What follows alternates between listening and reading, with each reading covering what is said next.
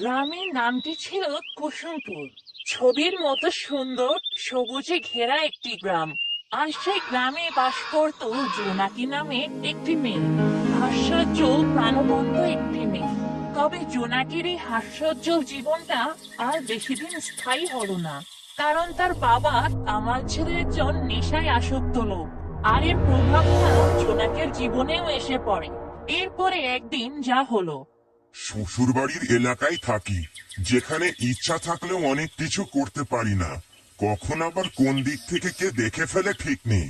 খেলায় বাজি ধরতে ধরতে আমার অনেক টাকাই যে নষ্ট হয়ে যাচ্ছে। এতে যে আমার সংসার চালানো বেশ সমস্যা হচ্ছে। কি যে করি। একটা বাড়তি টাকার উৎস থাকলে খুব ভালো হতো, তবে সংসারও ভালোভাবে চলতো। আর বাড়তি টাকা দিয়ে আমি বাজি ধরতে নেশাপানি কিনতেও পারতাম। টাকার আর সমস্যাই হতো না। কি যে করি। আমি যে কিছু চুরি ডাকাতি করব, সেই উপায়ও নেই। শ্বশুর বাড়ির এলাকা বলে কথা, কখন তারা এসে হুমকি ধামকি দেয় তার তো কোনো ঠিক নেই। এর আগেও আমি অনেকবার এর মুখোমুখি হয়েছি। এবার আমাকে অন্য একটা রাস্তা অবলম্বন করতে হবে, যেখানে সাপও মরবে লাঠিও ভাঙবে না। কামাল এ কথা বলতে বলতে দেখো জোনাকি ঘরের দিকেই আসছিল। আর জোনাকিকে দেখে কামালের মাথায় একটা দুষ্ট বুদ্ধি আসে। আরে, জোনাকিকে কুটি হিসেবে কাজ করালে কেমন হয়? এটাই করতে হবে। ও তো আমাকে বেশ ভয়ও পায়, মান্যও করে। ওকে বললে অবশ্যই ও মানতে বাধ্য। জোনাকি মা, এদিকে বাবার কাছে একটু আয় তো মা। এ কি, বাবা বলে আমাকে কেন ডাকছে? আমার নামে কি কেউ কিছু নালিশ দিল নাকি? আমি তো কিছু করিনি। এমনিতেই আমি বাবাকে খুব ভয় পাই। যথাসম্ভব চেষ্টা করি তাকে এড়িয়ে চলার।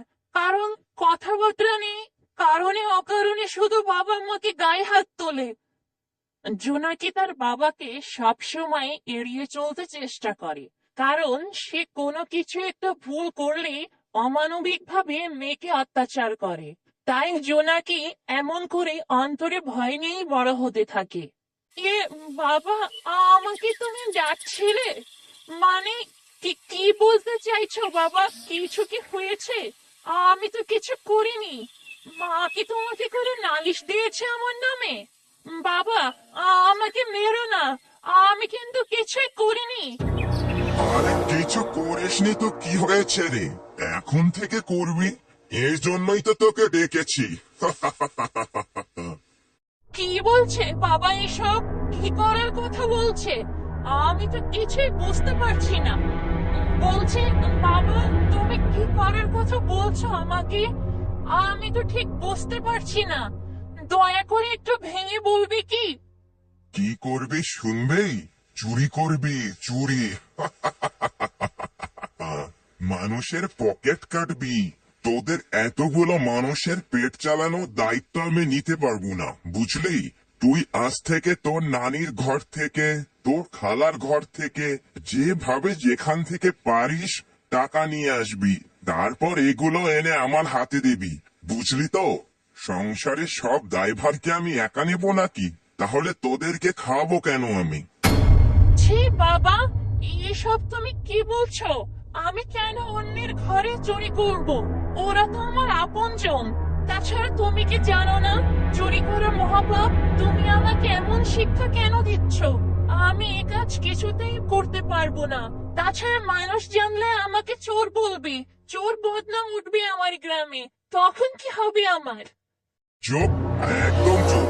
আমার মুখে মুখে তর্ক করার সাহস তুই কোথায় পেলি? দেখি আমার লাঠিটা কোথায়। আজ তোকে আমি মেরে সব হাড়টি গুঁড়ো করে দেব। দাঁড়া তুই একবার শুধু। আজ তোর ভাত বন্ধ। লাঠিটা কই গেল রে? জোনাকি তার বাবার কথায় খুব ভয় পেয়ে যায়। ও সে ভয়ে রাজি হতে বাধ্য হয়। না বাবা, না, আমাকে মেরো না দয়া করে। আমাকে মারবে না। আমি তোমার সব কথা শুনবো। আমি রাজি তোমার কথায়। এই তো, তাহলে এবার পথে এসেছিস।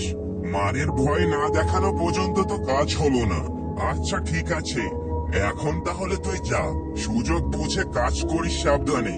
আর শোন, তোর মাকে এসব আবার কিছু বলতে যাস না ভুলেও, তাহলে কিন্তু আমার হাত থেকে কেউ তোকে বাঁচাতে পারবে না। ভুলে যাস না, আমি কামাই না করলে তোদের মুখে কেউ একবেলা খাবার দিয়ে যাবে না। তাই আমার কথা মতো কাজ করে যা। তোকে আমি পুতুল কিনে দেব, যা খেতে চাইবি তাই খাওয়াবো। বুঝলি তো? ঠিক আছে বাবা, তাই হবে। তুমি যেভাবে বলবে সেভাবেই সব কাজ করব। আমি তাহলে এবার যাচ্ছি। জোনাকি ঘরে যাচ্ছিল খাবার খেতে, তবে এই ঘটনার পরে তার মনটা একদমই খারাপ হয়ে যায়। ও তার মনও থাকে না আর খাবার খাওয়ার। তাই সে বাড়ি থেকে চলে যায় এক পুকুর ঘাটের কাছে।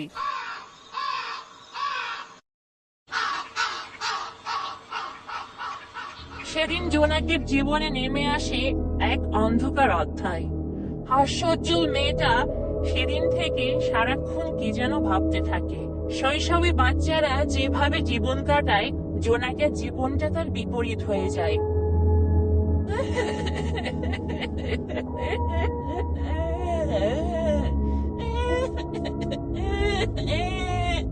আমার সাথে কেন এমন করলো বাবা? আমি যে চাইনি তা কেন আমাকে জোর করে করানো হবে? আমি যে চোর হয়ে যাব। আমার এখন মাথায় সবসময় একটা চিন্তা থাকবে, কি করে কার কাছ থেকে কি চুরি করা যায়। আমার জীবনটা কেন এমন হয়ে গেল? জোনাকি এভাবে বিলাপ করতে করতে হঠাৎ সেখানে তার খালার মেয়ে মিতু এসে পড়ে। জোনাকিদের বাড়ির পাশেই ছিল মিতুদের বাড়ি। কি রে জোনাকি, এই পুকুর ঘাটে একা একা বসে কি করছিস? চল আমাদের বাড়িতে চল, আমরা একসাথে পুতুল খেলবো। জানিস তো, মা বাড়িতে নেই, বাজারে গিয়েছে, ফিরতে দেরি হবে। যার আগে বলে গেছে তোর সাথে যেন ঘরে বসে একসাথে খেলা করি। মিতু কি বললো? খালা বাড়িতে নেই? এই তো ভালো একটা সুযোগ পাওয়া যাবে তাহলে। কিছু টাকা পয়সা সরানোর একটা সুযোগ পাবো। আর মিতু তো আমার যে ছোট, ও এগুলো তেমন একটা বুঝবেও না। ওকে ঘর থেকে কোনো একভাবে সরিয়েও নেওয়া যাবে, যেভাবেই হোক। আমাকে যে পারতেই হবে। কি রেছো নাকি? কি এত ভাবছিস বলতো? খেলার কথা শুনেও এমন থমকে আছিস। চল, দেরি হয়ে যাচ্ছে তো। হ্যাঁ মিতু, তাই চল। আজ আমরা খুব মজা করব, অনেক আনন্দ হবে আজ। এই বলে জোনাকি আর মিতু সেখান থেকে চলে গেল মিতুদের বাড়িতে। ও তারা খেলার সব জোগাড় যন্ত্র করতে থাকে। ইস, তোর কত সুন্দর সুন্দর পুতুল রে মিতু, আর সবগুলোই কত নতুন। দেখে মনে হচ্ছে পুতুলগুলো বেশ দামি। কত সুন্দর নরম তুলোর মতো পুতুল। আর আমার কিনা আছে একটা প্লাস্টিকের পুতুল, তাও অনেক পুরাতন হয়ে গিয়েছে। তোকে খাওয়া কত ভালোবাসে রে। হ্যাঁ, তা তো বাসি। তবে মায়ের চেয়ে বাবাই আমাকে বেশি ভালোবাসে। আমি প্রতিবার পরীক্ষায় প্রথম হতেই বাবা বিদেশ থেকে আমার জন্য নতুন নতুন সুন্দর সুন্দর বিদেশি পুতুল পাঠায়, জানিস তো? ও, মিতু তো সব সময় ভালো রেজাল্ট করে, তাই হয়তো ওকে এত বেশি ভালোবাসে। ও নতুন নতুন অনেক পুতুল কিনে দেয়। আমি তো আর মিতুর মতো এত ভালো ফল করতে পারি না, আর মা তাই সারাদিন বকে আমাকে। হ্যাঁ রে মিতু, তুই যখন যা চাস সবকিছুই কি তোকে তখন কিনে দেয়? হ্যাঁ দেয় তো। বাবা মা আমাকে খুব ভালোবাসে, আর দেবে নাই বা কেন বল? এমনকি খারাপ রেজাল্ট করলেও আমি যা চাই তাই কিনে দেয়। বাবা মারা তো এমনই বল, তারা তো তাদের বাচ্চাদেরকে সবসময় খুব ভালোবাসে ও তাদের আবদার পূরণ করে। কই, আমি তো কত আবদার করি, কিন্তু কখনোই যে বাবাও শোনে না, মাও শোনে না। আমি তো কিছু চাইলে কিনেই দিতে চাই না, এটা সেটা বলে শুধু ঘুরায়। আর যদি কিনেও দেয়, যেটা চাই সেটা তো দেয়ই না, অন্য আরেকটা কিনে দেয়, যেটা দেখতেও পচা, দামেও সস্তা। আমাকে তো সব সময় ঠকানো হয়। আমার বাবা মা কেন আমাকে এমন করে ভালোবাসে না? কি দোষ আমার? কিরেছো নাকি? কে তো ভাবছিস? দাঁড়া, আরো একটা নতুন পুতুল আছে আমার, সেটা তো তোকে বলতেই ভুলে গেছি।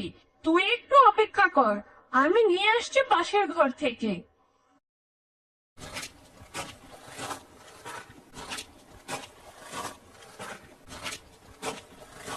আরে এই তো সুযোগ, মিতু পাশের ঘরে গেছে বোতল আনতে। যাক ভালো হয়েছে, আমাকে আর বুদ্ধি করে ওকে আলাদা করে আর ঘর থেকে সরানো লাগেনি। আমাকে এখনই ঘরটা ভালো করে খুঁজে দেখতে হবে, কোথাও কিছু টাকা পয়সা পাওয়া যায় কিনা। এই বলে জোনাকি ঘরের এদিক ওদিক তাকিয়ে খুঁজতে থাকে। এরপরে তার চোখ পড়ে আলমারিটার দিকে, ও এরপরে সে আলমারিটা খুলে ফেলে। আরে এই তো, এতক্ষণে পেলাম তাহলে কিছু। এখানে তো দেখছি অনেক টাকা আছে। আমি কিছু অল্প করে এখান থেকে লুকিয়ে ফেলি, তাহলেই হবে। এই বলে জোনাকি সেখান থেকে কিছু টাকা নিয়ে সেগুলো লুকিয়ে ফেলে দ্রুত। আর এর কিছুক্ষণ পরে মিতু তার নতুন পুতুল নিয়ে আসে। এই দেখ জোনাকি, আমার নতুন পুতুলটা কত সুন্দর, তাই না বল? চল এখন তাহলে আমরা দুজনে খেলতে শুরু করি। ইস কি সুন্দর পুতুলটা! যদি আমার এমন একটা থাকতো তাও আমি আর কিচ্ছুই চাইতাম না। আর সেখানে মিতুর কতগুলো পুতুল, আমার যদি এমন একটা পুতুল থাকতো। যাই হোক, আমি তো বাবার কথা মতো কাজ করতে পেরেছি। এবার তার কাছে চাইলে হয়তো আমাকে একটা সুন্দর পুতুল কিনে দেবে। আমাকে তাড়াতাড়ি বাড়িতে যেতে হবে, খালা এসে পড়ার আগেই। মনটাতে কেমন যেন একটা ভয় কাজ করছে, হাত পা কেমন যেন কাঁপছে ভয়ে। আজ প্রথমবার আমি চুরি করেছি কারো ঘরে, এটা ভাবতেই যে আমার নিজের কাছে কেমন লাগছে। খুব ভয় হচ্ছে, তবে আর কি করার, আমি যে বিপদে পড়ে গেছি। এর থেকে যে কি করে আমি বের হব তা আমি জানিও না। কে রে জোনাকি, এমন চুপ করে আছিস যে? কি তো ভাবছিস বলতো? তোর পুতুল নেই এটাই ভাবছিস বুঝি? এটা ভেবে মন খারাপ করছিস? আরে বোকা, তোর পুতুল নেই তো কি হয়েছে? আমরা যখন একসাথে খেলবো আমার পুতুল নিয়েই খেলবো। মিতু, না রে, আমি এসব কিছু ভাবছি না। আজ আমার খেলতে একদম ইচ্ছা করছে না। আমার খুব খিদে পেয়েছে, আর না খেয়ে এসেছিলাম তো। আর অনেক সময় হয়েছে বাড়ি থেকে বাইরে, মা হয়তোবা আমাকে খুঁজছে। জানিসই তো, মায়ের চোখের আড়ালে থাকলে মা কেমন কথা শোনায় আমাকে। তাহলে আমি এখন যাই রে, কাল আবার তোর সাথে খেলবো। এই বলে মিতু টাকাগুলো নিয়ে দ্রুত সেখান থেকে বাড়ির দিকে চলে গেল। আর এইভাবেই একটা বাচ্চা মেয়ে তার জীবনের এক অন্ধকার অধ্যায় পা রাখলো। নামটা জোনাকি হলেও জীবনটা যে তার ধীরে ধীরে অন্ধকারে আচ্ছন্ন হতে লাগলো। বন্ধুরা, তোমাদের কাছে জোনাকি পর্বটি কেমন লাগলো? যদি ভালো লেগে থাকে তাহলে বেশি বেশি লাইক, কমেন্ট ও সাবস্ক্রাইব করে পাশেই থাকো ও পরবর্তী পর্ব দেখার জন্য অপেক্ষা করো।